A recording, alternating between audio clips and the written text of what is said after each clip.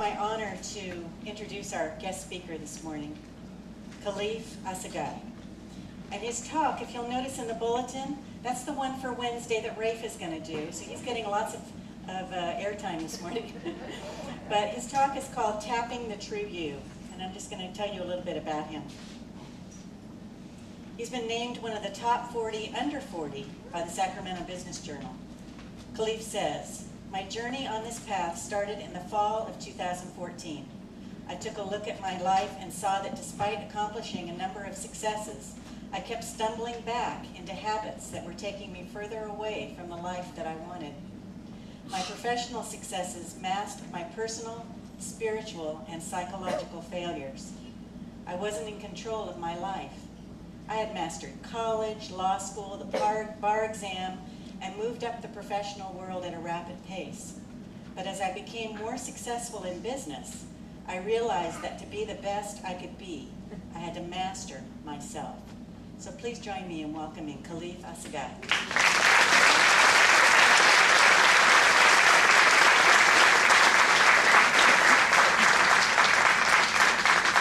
Good morning, Center for Spiritual Awareness.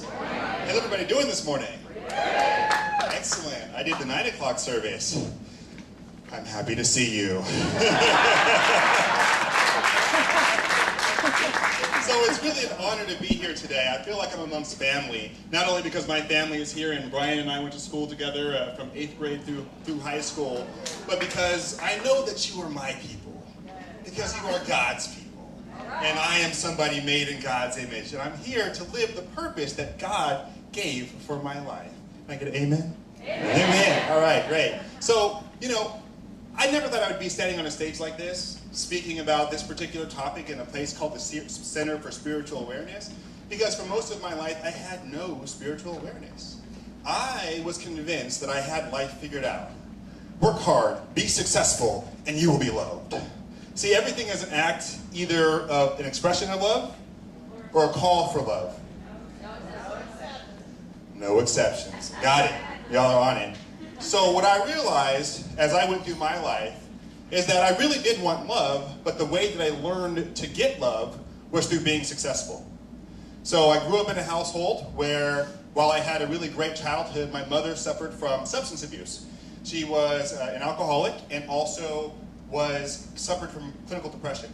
And for a period of time, we were together in the house alone. And I had siblings, and those siblings weren't necessarily doing all the right things. Now, neither was I, but I knew that there was one way to be different from them, to differentiate myself from them, and that was to be successful. So I was going really hard in school, getting good grades, doing everything I possibly could, because I knew that the pain that she was experiencing and the type of energy she was giving out was going to come to me a little bit less if I had something to celebrate. And so I built my entire life around success and professional accomplishments. But during this time, I was suffering. I had a great family, like I said before, but I had an older sister. My older sister was suffering quite a bit in her life. And she, as siblings do, decided to share some of that with me. So at a very young age, prior to age 10 years old, I was given marijuana for my first time. And at the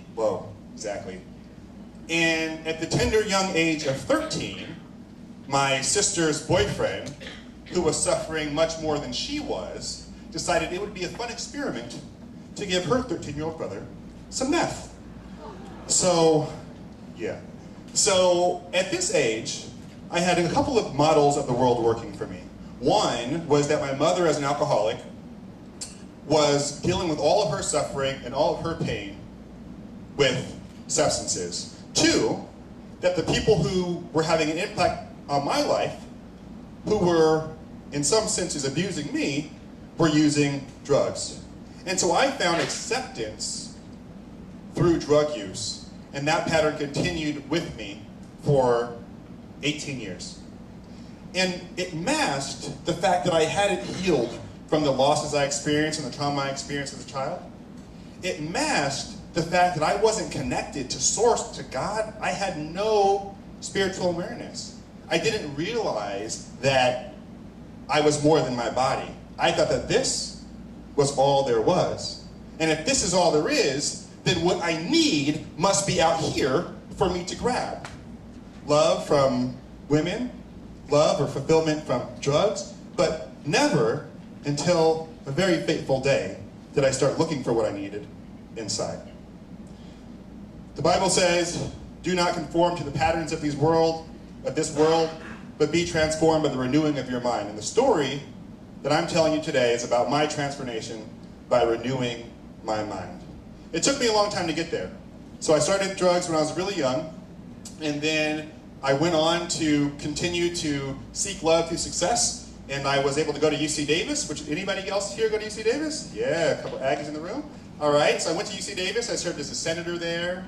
I served as a student body president there. I went to the California State Senate. I worked as a fellow in the state Senate. I went to DC and worked. I came back and worked in the assembly. Went to law school at UCLA, passed the bar the first time, got 2 policy jobs, and then started my own lobbying firm. Success! Except for I was completely dead on the inside. And at the height of my professional success, I realized that I was suffering and I had never dealt with it. My mother died in 2006, first day of summer, and actually 2005, my first day of summer during my time as president. That had a crippling impact on me. But what happened is, I didn't know where to turn. Well, I should say, I only knew one place to turn, and that was back to the drugs. And that pattern stuck with me through all that time. I would go out and be outwardly successful and make sure everybody loved me and everybody thought I was funny and I was very well dressed and I would win awards, and then I would go home and suffer and hate myself and feel depressed and be full of anxiety and be full of anger and just wonder, why do you do the things that you do? Why are you this person? And you'd cover that up with more drugs. There was a little pattern going on in my life, and it was a detrimental one. And so I was happy when I hit what I describe as rock bottom. You know, it was fall of 2014 when I had just started my lobbying firm. And my dad is a very prominent businessman. He's a very prominent lobbyist in Sacramento. And so, you know, at this time I was struggling with my drug addiction. And I just started this lobbying firm with a really big client. And I realized that my addiction was going to take that from me. Either I was going to die because it was, you know, I was pretty bad, or I was going to get arrested or something like that and be this huge embarrassment. And so I knew that I said, something has to change. God has given me everything that I want in life. Here I have full control of my life. A business doing exactly what I want to do, only serving nonprofit organizations, only serving the poor, what I think I was born to do, but yet I'm still here in this behavior, in a pattern that I hadn't been able to break out of for years. And it was one night, the last night I actually used drugs, that I went out, and this was I think this was the 4th weekend in a row. You know, the first weekend I said, all right, I'm never gonna use drugs again, right after these drugs, right? And then the next weekend I said, well, okay, this is the last time, right? This Friday is the last time. Until Thursday got there, and I was like, well, maybe tomorrow will be the last time. And then finally there came a Thursday where I said, never again. And then I did it one more time. And that morning, as I went out and I got drunk, and you know, this was before all the drugs, and I ran into somebody I went to college with, and she gave me a business card. She said, I'm a life coach. And I kind of looked at that and laughed, right? I'm like, what, life coach, what does that even do? The card was all flimsy and stuff, nothing professional. I was like, is this Instagram? Like, this is not serious. What kind of coach are you? And so I did say that all in my mind, okay? I was very nice to her. We had a good conversation, and I left it at that. And then I ended up, once again, in the wrong place, with the wrong people, doing the wrong things. And I wasn't even thinking about quitting at that point. I was just thinking about what was in front of me. The next morning, and I say morning because the sun came up, not because I slept. The next morning, I'm lying on my couch, and I'm thinking about, you know, just getting just a little bit more, because right now that would change everything for me. And I'm thinking about, like, wait,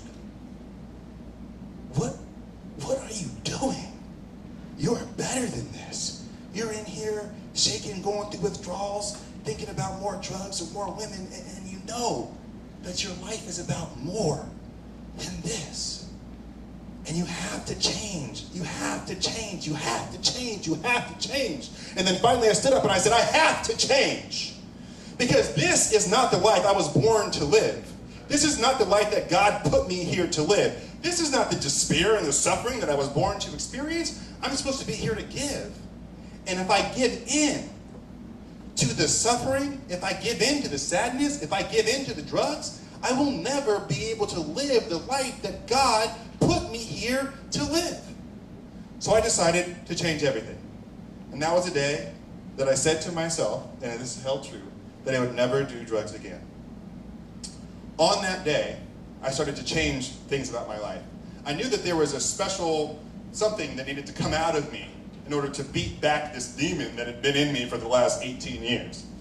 And I was cleaning up my stuff and cleaning up all of my, because when you quit doing drugs, I don't know if anybody's ever been through this, but you got to get rid of everything that reminds you of drugs. It's like pictures, pipes, whatever it is, rolling papers, whatever it is, get rid of it. So as I'm doing all this, I find this card from this life coach. And I thought to myself, well, what I'm doing is not working. Maybe I should go talk to her. So I went to give her a call. We sat down and I told her what I was going through. I said, I'm doing all this stuff, I'm got all this success, but I just don't feel good about my life. And she says, well, I'm looking at your life, and it seems like you're doing really well, but are you happy? And I said, no. She said, you should be happy. Well, teach me how. So she said, well, I work for Bob Proctor, and he teaches out of this book called The Secret. So I didn't hire her as a coach then, but I went and I got The Secret, and then I also was reading this book called The Grief Recovery Handbook. And The Secret told me that I could change my thoughts and change my life. That what I focused on is what I was going to get more of. And then if I flooded my mind with positive thoughts, that I would start to get positive results. And took positive actions, that I would start to get positive results. This other book, The Grief Recovery Handbook, told me that I could have my life back. It told me that the losses that you've experienced, and that the suffering that you've been through, and that the pain that you've experienced does not have to define you forever. But that you can live a life of happiness. You can live a life of fulfillment. No matter the losses that you've been through, you can reach a higher level and you can have your life back.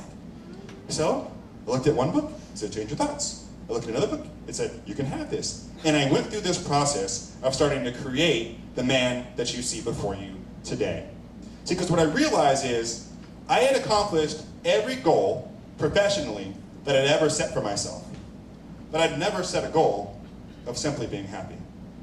And the moment I did that, the moment I made that my sole focus, and the moment I put all of my positive energy into positive things, my entire life started to shift and everything started to change.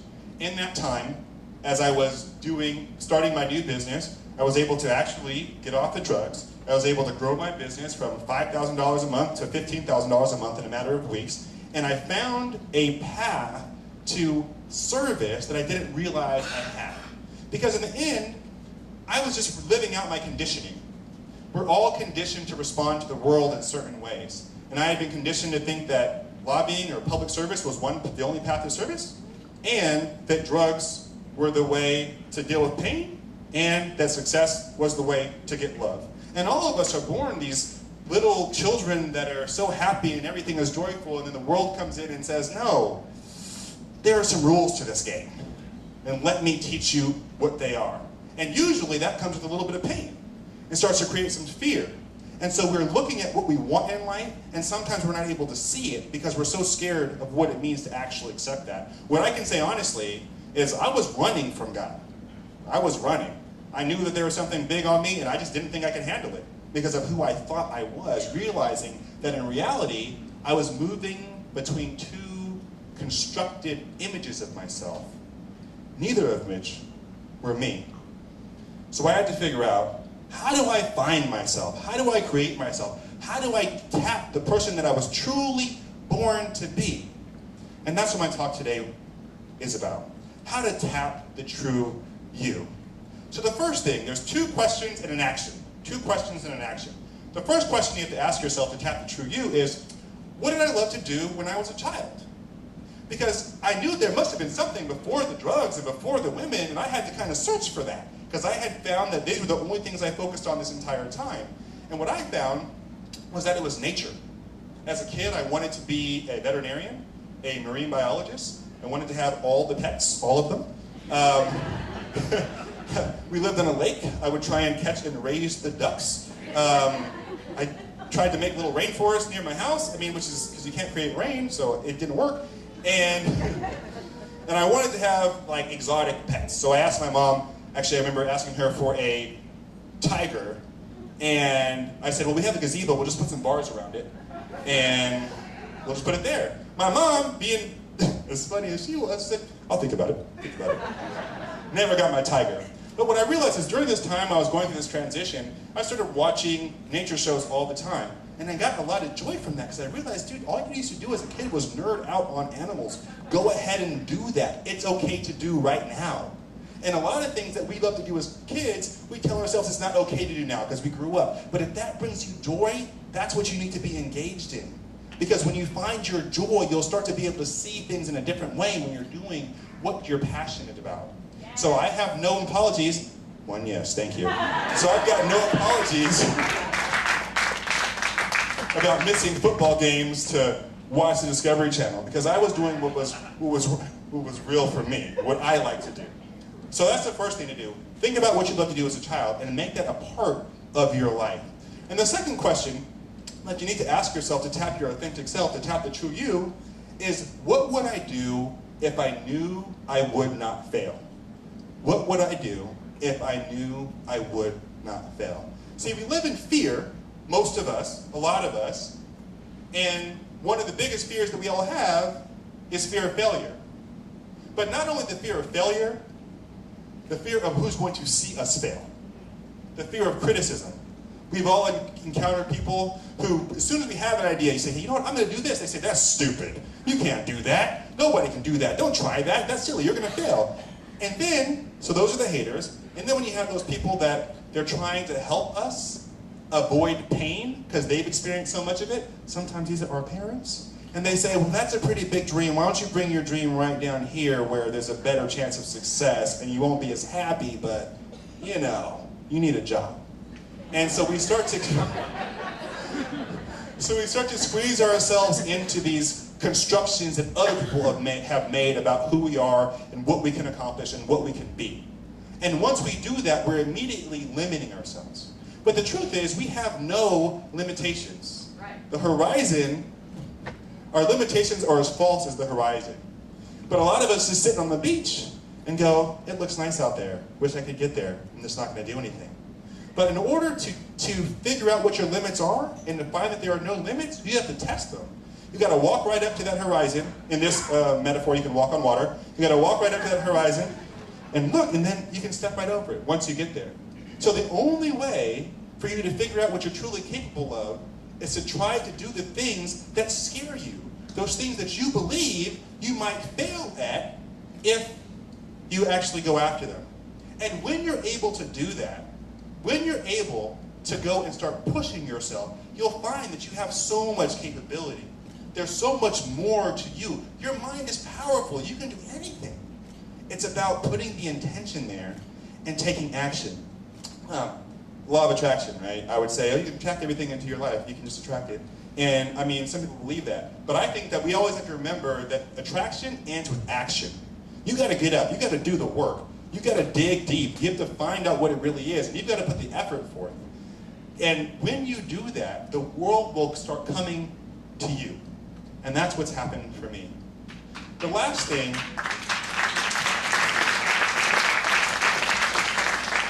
the last question you have to ask yourself, or the last thing that you have to do to tap the true you, is follow your heart. Yes. Follow your heart. Now, a lot of us have heard this term before, follow your heart, and we're not sure exactly what it means. Well, there was a study done by the Heart Math Institute on a phenomenon called presentiment. So your heart actually sends out an electromagnetic field that surrounds you. Most people know this. But in this experiment, they set people in front of a computer screen. And the computer screen would generate one of two images. One image was a positive image, puppies, a bunny, something like that. The other image was a negative image, something hurtful, like a biting snake or a dead body or something that nobody wants to see. And what they found was that the heart would react to the image before it even showed on the screen. Now this is random. The computer doesn't know what it's going to put up, the experiment director doesn't know what it's going to put up, and nobody knows. But the heart reacted prior to the picture even showing. We know that our heart is our connection to higher self, our connection to soul, our connection to infinite intelligence. And the truth is that we all accept the fact that we cannot see our souls, but we must also accept the fact that our souls can see things that we can't. And when your heart is impacted in such a way that you're moved to take action, that is God calling you and telling you that this is what you need to do. This is what's right, and this is for you. So many of us feel that calling and we pull away because we're fearful what people will say, a feeling of not living our purpose. But in truth, only by getting to who you were before the conditioning, understanding that your life has a purpose, that the thing that you would do if you would not fail is what you were meant to do, because God didn't put you here to be in fear. He put you here to love and to give. And through the actions that you would take, that's what you're going to be doing. And finally, that if you follow your heart, if you actually react to the pull of God in your life, you will be protected. You will be aided. Unseen forces will come to your aid because it's all out there. You're all out there. You're not in here. But getting connected with that is what's necessary to live the life of your dreams. And the life of your dreams is the life that God's given you to live. So I want to encourage you all to tap the true you. Do what you love to do as a child. Act as if you will not fail. And always, always follow your heart. Thank you.